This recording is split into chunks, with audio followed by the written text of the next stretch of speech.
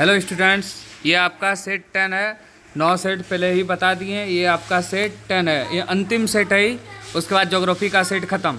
चलो देखो शुरू करते हैं। मानव भूगोल मानव समाजों और धरातल के बीच संबंधों का अध्ययन है। यह किसने दिया था? यह किसने दिया था? Red gel. अगला, निश्चयवाद की संकल्पना किसके द्वारा दी गई? ये दिया गया गिफिन टेलर के द्वारा। जनसंख्या की दृष्टि से विश्व का दूसरा सबसे बड़ा देश कौन है? 1 नंबर पे चीन है, 2 नंबर पे क्या है? भारत है। किस विद्वान ने अपने सिद्धांत 1768 में कहा कि लोगों की खाद्य आपूर्ति की अपेक्षा अधिक तेजी से बढ़ेगा? थॉमस मॉल्सन। मतलब आदमी से ज़्यादा स्पीड से खाद्य आपूर्ति बढ़ रही है। निम्न में से कौन एक विरल जनसंख्या वाला क्षेत्र है? तो क्या होगा विरल जनसंख्या वाला क्षेत्र? यहाँ पे पूछा है नहीं है, तो ये दक्षिण पूर्वी एशिया विरल जनसंख्या वाला क्षेत्र नहीं है। निम्न में से कौन सा एक प्रतिकर्ष कारण नहीं है? जलवायु, चिकित्सा, बेरोजगारी। शैक्षणिक सुविधा होगा। 7 नंबर देखो, निम्न में से किस आयु वर्ग के लोगों की कार्यशील जनसंख्या कहते हैं? तो 15 से 59 साल। भारत में साक्षरता दर निर्धारण हेतु कितने वर्ष के जो है बच्चों को शामिल किया जाता है? 7 वर्ष होगा। निम्न में से किस देश का लिंग अनुपात विश्व में सर्वाधिक है? तो लोटवाइया का लिंग का अनुपात सबसे अधिक है। मानव विकास की अवधारणा किस अर्थशास्त्री ने दिया? डॉक्टर महमूद अल हक। चलो आगे।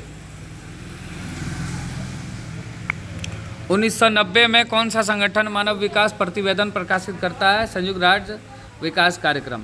विश्व के किस देश द्वारा सकल राष्ट्र प्रसन्नता को देश की प्रगति का आधिकारिक माह घोषित किया गया? ये भूटान होगा।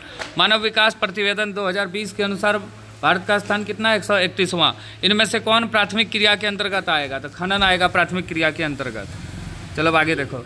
आदिकालीन निर्वाह कृषि को इंडोनेशिया में क्या कहा जाता है? तो लदांग कहा जाता है। क्या कहा जाता है? लदांग।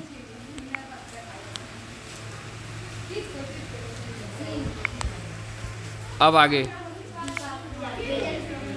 कौन सी कृषि प्रणाली भारत में यूरोपीय लोगों द्वारा शुरू किया गया? तो रोपण कृषि। क्या होगा इसका आंसर? रोपण कृषि।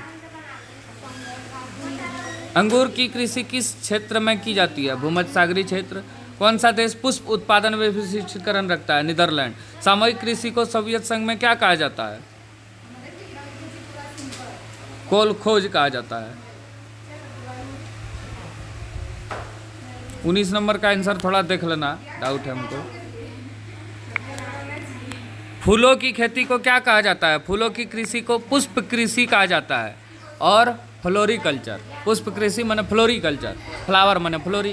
निम्न में से कौन रोपण कृषि नहीं है? कॉफी है, गन्ना है, रबड़ है, गेहूं नहीं है। निम्न में से कौन एकल कृषि नहीं है? मिश्रित खेती। मिश्रित खेती में खेती के साथ साथ पशुपालन भी किया जाता है। विनिर्माण का अर्थ क्या है? मशीनों से बनाना।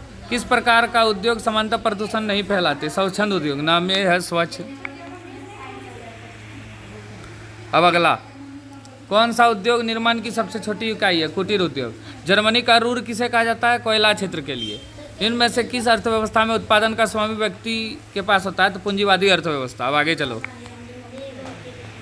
निम्न में से कौन सा एक जोड़ा सम्मिलित है? तो लोहा इस्पात उद्योग, पिट्सबर्ग। निम्न में से कौन सा उद्योग अन्य उद्योगों के लिए कच्चे माल उपलब्ध कराता है? तो ये होगा तुम्हारा आधारभूत उद्योग। किस उद्योग को आधारभूत उद्योग कहा जाता है? तो ये लोह इस्पात उद्योग को कहा जाता है। किस क्षेत्र को जंग का कोटरा कहा जाता है? पिट्सबर्ग क्षेत्र को।